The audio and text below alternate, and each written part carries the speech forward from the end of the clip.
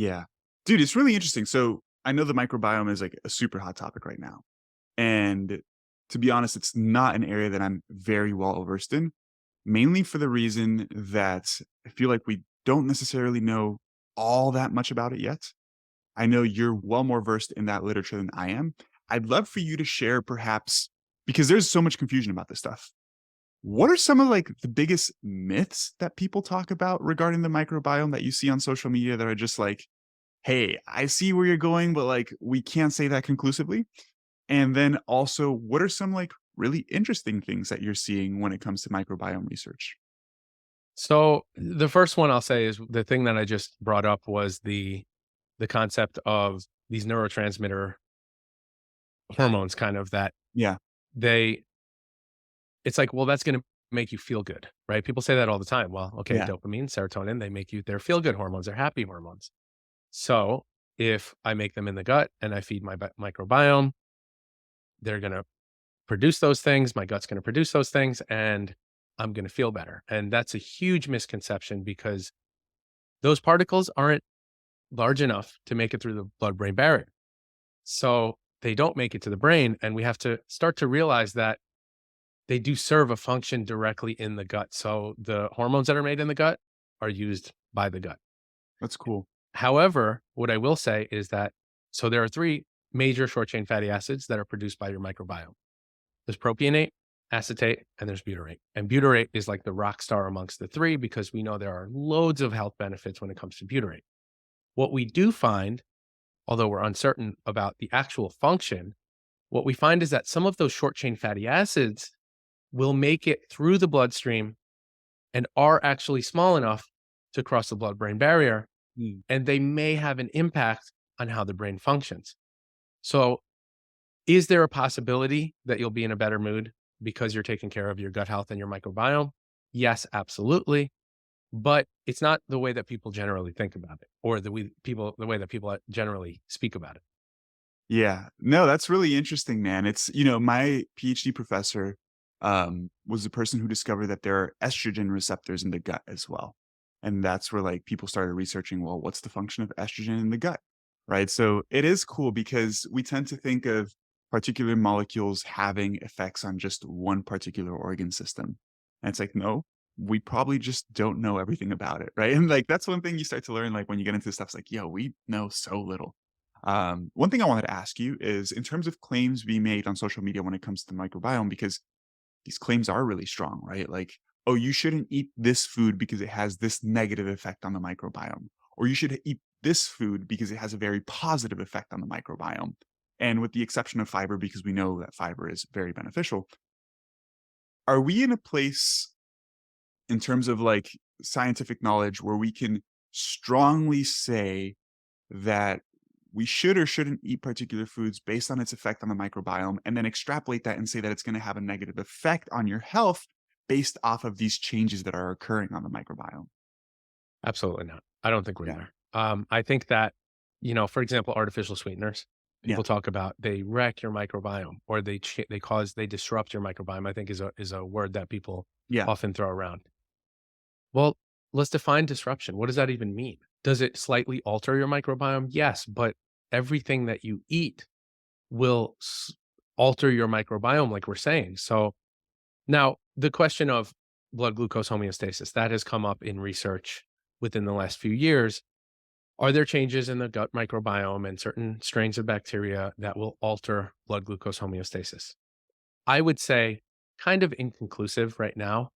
However, it does seem like there's a trend towards, yes, it might be, but that's kind of like the example of picking up pebbles, dropping a boulder to pick up a pebble, right? And Yeah. then people get hyper focused on, well, I shouldn't have artificial sweeteners. Well, if artificial sweeteners are going to help you to lose weight and you're Yeah. switching from regular soda to diet soda, and we know that sugar also affects the Yeah. microbiome in certain ways, and sugar will more drastically affect your blood glucose homeostasis than an artificial sweetener would, or the changes in the microbiome brought on by the artificial sweetener, then, you have to kind of look at it as, well, what does the big picture look like? And then later on down the road, if I want to focus on some of those little things, then I can. But I don't think that we need to really focus on those little tiny things that I don't think they're going to end up mattering down the road as much as we think. Yes, are they going to have some impact? Absolutely. But there are things that are going to have a much larger impact. Yeah, man. So I love that you brought that up, right? Because yeah, people tend to hyper focus on specific little things and they don't think like the thing is all these things are integrated and one thing influences the other, right? Like you mentioned, sure, artificial sweeteners may have this effect, but if they help with weight loss, that has a greater benefit. And it's thinking of like these second and third order like effects, right? Whereas we just tend to focus on the one thing and never consider what other things may be going on. And the way my professor used to explain this, he used to say like, oh, like as a scientific community, we hyper focus on like a leaf and we're missing the health of the forest, right? Which is what you mentioned in terms of like zooming out and looking at the big picture thing. I think, and tell me if I'm wrong here, when it comes to like microbiome research, we understand certain shifts that occur with different dietary patterns, with different lifestyle habits, with exercise. We understand that there are particular shifts. We have categorized some of those shifts in terms of saying, like, these particular bacteria may be increasing with these behaviors, these may be decreasing. These types of bacteria may have these beneficial effects, these may have these potential negative effects, but there is no causality established yet, at least not strong causality, correct? No, there are, I guess, weaker correlations as of right now. Yeah, And and I'm sure it's just really complicated, man, because there is so much going on, right? there's a lot to identify. I mean, if you look at it I think about it like this, the Human Genome Project and how much that took. And then we later on found out with the research that, oh, well, it's not just about genes, it's about gene expression. And now we're still trying to uncover a lot of those things. Yeah. And so kind of the same thing with and this is happening right now in real time is this human microbiome project where we're like, okay, we need to identify all of these different types of bacteria, but we need to identify the different bacteria within those colonies of bacteria. And then we also need to identify, okay, what are the functions and what are the roles of these specific bacteria? And, when it comes to things like people talk about probiotics all the time, probiotics are a difficult one for me because, yes, some of them may produce a benefit, but we also know that if a bacteria doesn't, your body can reject it. If a bacteria doesn't live in you from Yeah. an inheritance kind of standpoint, then it may not stay there and it will be transient. So, in order to get that potential benefit from the bacteria that you're consuming through a probiotic supplement, you may have to continuously take that. So, it may not be feasible for you. I'll give you a perfect example. I had an interview on my podcast with um, Dr. Sarah Campbell from Rutgers University, and she was talking about the Villanella studies that happened with the Boston Marathon. And what they find is that specific strains of bacteria, they help with anaerobic output, right? So they help to increase performance. And when you bottle it up, you put it in a supplement, it doesn't produce that outcome. And what that tells me from a microbiome standpoint is that these runners are actually producing an environment where these types of bacteria can thrive, and that's why they have it. But supplementing with it, you don't have the environment already where they can thrive. So you're going to have to do the work in order to create that environment for them. Dude, Sarah Campbell graduated from my lab at FSU. Oh, yeah? Yeah, yeah, yeah. Yeah. I loved having her on the podcast. She was phenomenal. Yeah, I, she as, graduated a couple years before I did, a good amount of years before I did. But she's a little bit more established in her career now, right? yeah, well, I mean, she's in the research lab. She's in the exercise science kinesiology department. Yeah, yeah, yeah. And I'm 99% sure we're talking about the same Sarah Campbell. We'll confirm after. So for okay. those listening, I might be wrong, but I think I'm 99% right. But that's awesome, man. Yeah, I think you explained that beautifully, right? Which is, I think you would agree that in terms of gut health, prebiotics are more important, right? Because you're actually feeding the important bacteria in Yeah, your gut, and absolutely. prebiotics just I being fine. mean, look at things like, I'll put it in quotes, leaky gut, because leaky gut is not a medical diagnosis. It's not recognized medically in the literature. Leaky gut refers to intestinal hyperpermeability. Mhm. And essentially Explain that. Yeah. what you have is you have these tight junctions in between the cells of your intestines, your intestinal cells. And they have the ability to open and close. And they only should be letting in certain particles of a certain size. There are ways to test this. Like, for example, if you use a lactulose mannitol, um, they call it a dual sugar probe, where if you see somebody has increased intestinal permeability, they'll swallow these sugar probes, and what you excrete out, the ratio of lactulose to mannitol, you will see this person has increased hyperpermeability. Mhm, I think that's to some degree that's normal. Like, for example, when we look at high intensity exercise, mhm. that tends to increase the permeability. We don't necessarily know why. So, one of the issues when it comes to looking at topics like leaky gut or intestinal permeability, as the research would call it, one of the issues is that, like, we don't really fully understand why that's occurring. Yeah, We know that there may be some dysfunction there, yeah, but we don't understand it fully. And the recommendations for, like, for example, I've seen people, a lot of like holistic practitioners will say, well, glutamine helps with gut health. And then I'll say, okay, well, let's look at the research on that. Yes, if you're deficient in glutamine, it helps to decrease permeability, which means that you're letting in less particles or smaller particles. So there is a benefit. But when you look at somebody, like we look at glutamine as what? It's a conditionally essential amino acid. So under certain conditions, it would be beneficial, but just taking glutamine because and you're not yeah, deficient, which you're likely not, yeah, it's not gonna have a benefit on you. But it always goes back to, okay, the unsexy nutrient, which is fiber, yeah, which is the most beneficial thing you can do for intestinal permeability. And even the science says we're still inconclusive on whether or not that's a bad thing. yeah, yeah. Yeah, yeah, and to what degree, right? Right, because is some good? Is some it's the same thing as, like, with cholesterol, people are like, "Okay, high cholesterol is bad, let's drive it down to 0." It's like, that's not a smart thing to do either, Yeah. right? Because cholesterol serves as a precursor for a number of things, and there's just no evidence that you're healthier the lower your cholesterol goes. Like, what would be the benefit of getting cholesterol to 0, right? It's a similar type of, I think, relationship there perhaps with things like gut permeability, and like you mentioned, we just don't necessarily know, and these are all really complex topics that take a really long time to really discern, right? If we ever even get to the bottom of it, because I really do think, and this is why I like nerding out about this stuff and just having conversations about it, just like people like nerding about, like, the purpose of life or whatever it is. It's funny, like, I put up a video yesterday on my stories of me doing, dumbbell chest press.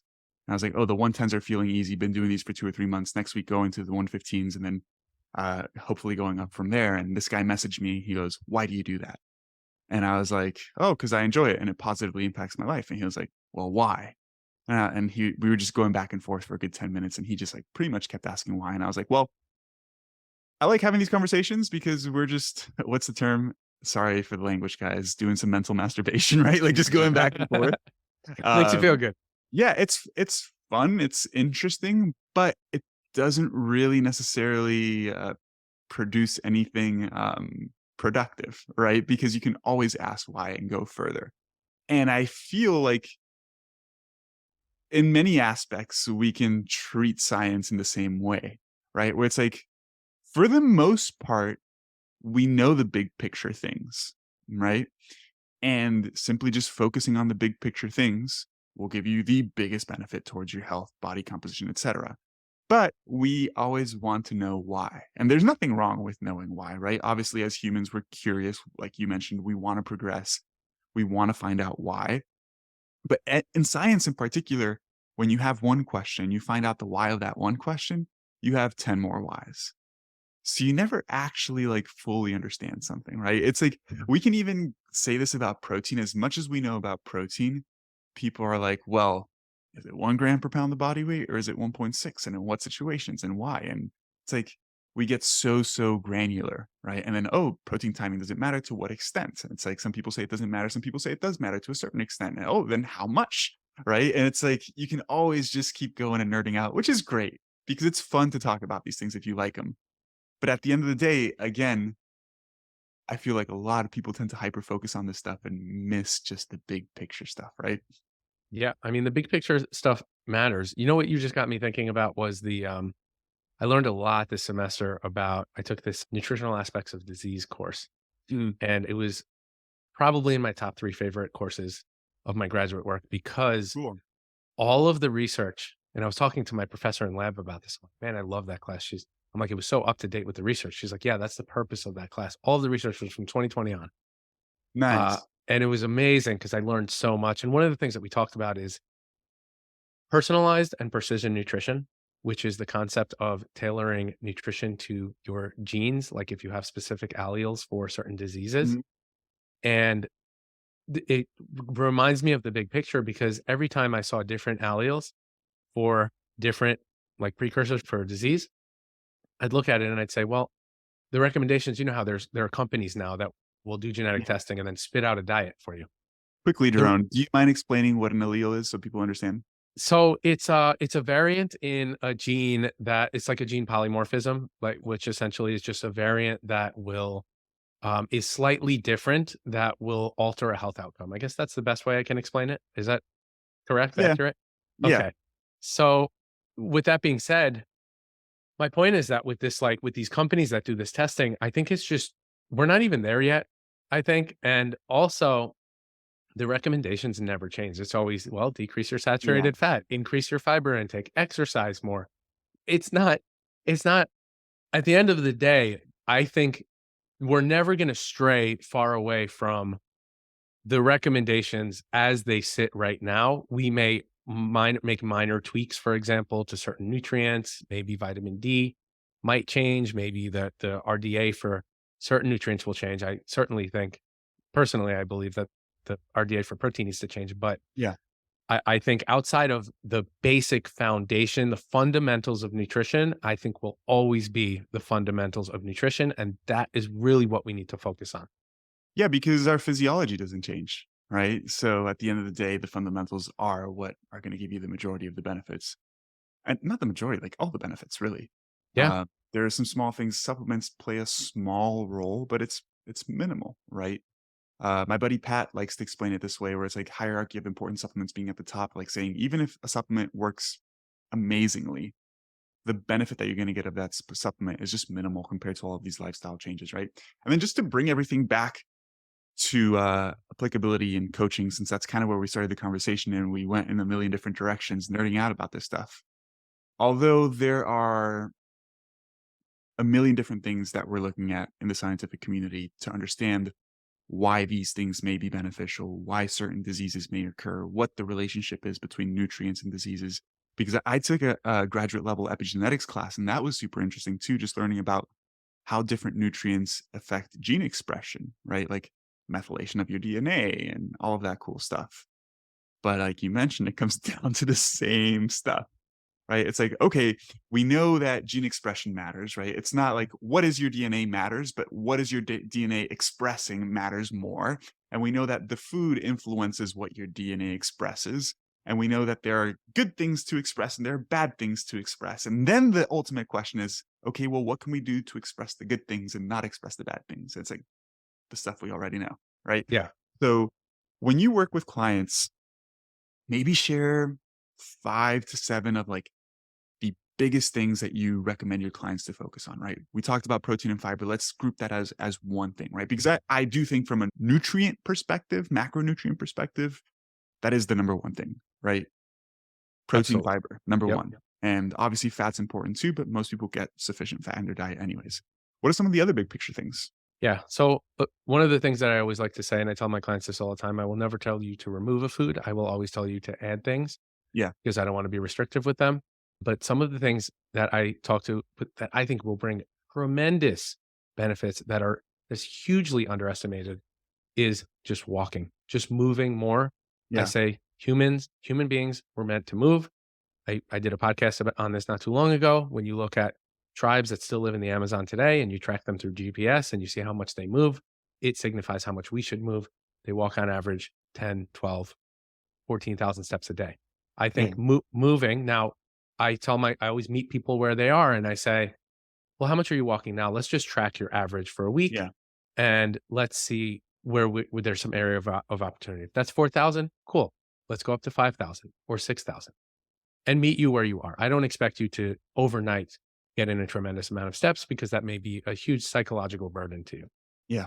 And I think one of the other pieces is I think resistance training is wildly important. And I really don't care how much you do it between somewhere between 3 and 5 is the sweet spot. If you're doing a minimum of 3 days a week, that's fine. And I will also say that I would like people to get some form of higher intensity cardio, probably around once a week. So, from an activity standpoint, those are the things that I really tell people to focus on the most. And then outside of that, it's really eat the foods that you enjoy within the parameters that we're setting here, focusing on if your goal is fat loss, focusing on not going beyond a certain boundary. Let's say if I say to somebody, well, your goal is the target is like 2000, but you can eat anywhere from, 1800 to 2200. As long as you're in that range, you'll be fine. Yeah. And if your goal is, hey, I want to build lean mass and we want to put you in a small surplus, the same rule applies, only you're in a surplus instead of focusing on being a deficit. And then there are some parameters that you want to focus on. But those are really the basic things that I generally focus on with clients. Yeah, I usually add one more thing in there, and it's aside from protein and fiber, just focusing as much as you can on eating whole foods, right? Yes. Yeah. Because when we look at the literature, like if you just eat whole foods, you'll likely eat less because they're more satiating, they're not hyper palatable. The research clearly shows that even if like calories presented and nutrients presented are the same, you tend to just eat more calories if the foods are more processed. And again, not saying processed foods are bad. Obviously, they're just very easy to overeat. So they contribute to higher caloric intake. And I think everybody's goal is to figure out what their diet should look like in terms of proportion of whole foods to perhaps more processed foods, right? Like how many of them can you include and still feel good and make progress towards your goals or even maintain your body weight if that's your goal currently?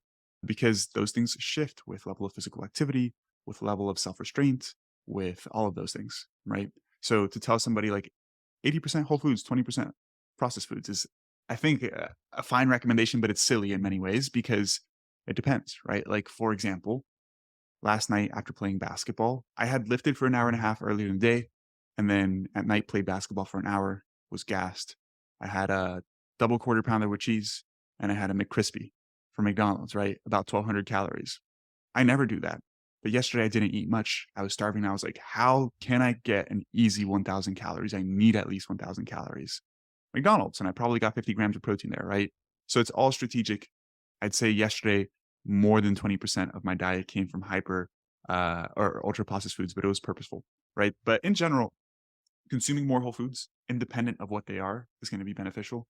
People tend to say, like, restrict this particular type of whole food or that particular type of whole food, dairy, gluten, whatever it may be.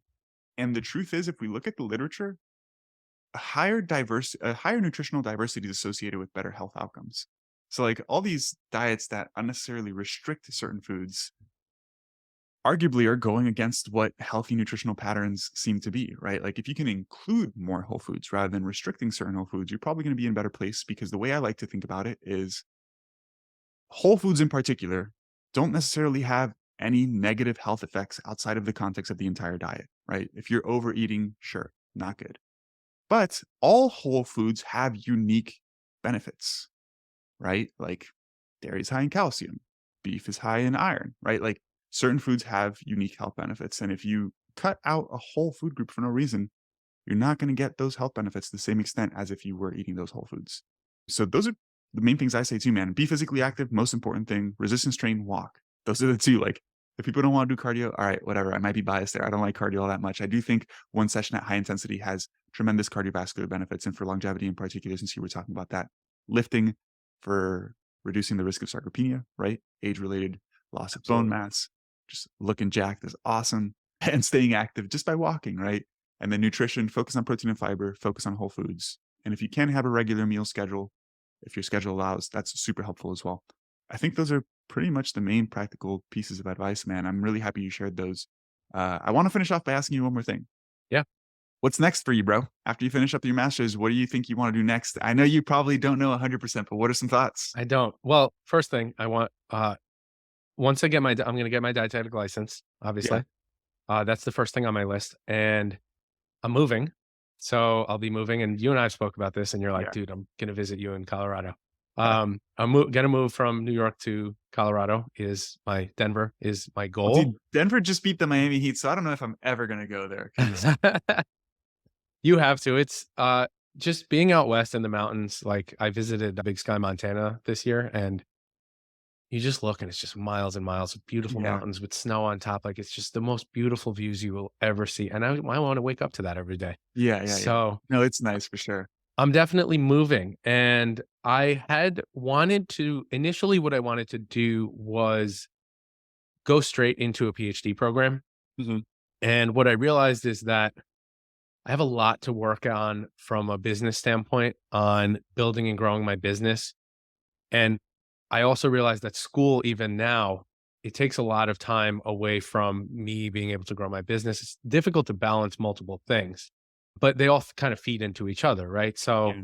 it's all part of the big picture for me. So I think down the road, there will be potentially, I don't wanna say 100% because you never really know, but there is the potential that there will be I would love to get a PhD. When I'm gonna do it, I don't know.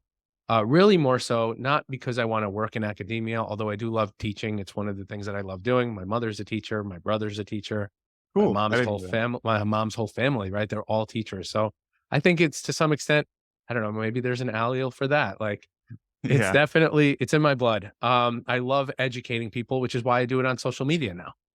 Yeah. And so, would I teach? Yes, but I don't think that that would ultimately be 100% what I'm doing because I'm also passionate about growing in business and learning about that. So, for me, I mean, I guess I don't know if that answered your question, but that's Yeah. where what I'm thinking in terms of the direction right now. And there is another company that I am working on right now. We're working on developing a food product. Can't say what it is right now, but if we can do it, it's gonna I think it's gonna be really great. It's gonna be really promising. So we'll see what happens in that area.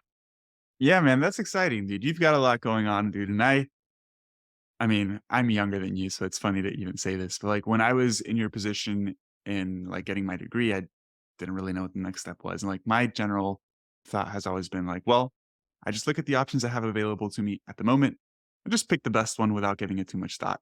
Because at the end of the day, there's so many things out of our control, man, but what I do know for sure is that I know you'll continue to grow, dude. You're super passionate, you're super intelligent, you're humble, you're a nice guy.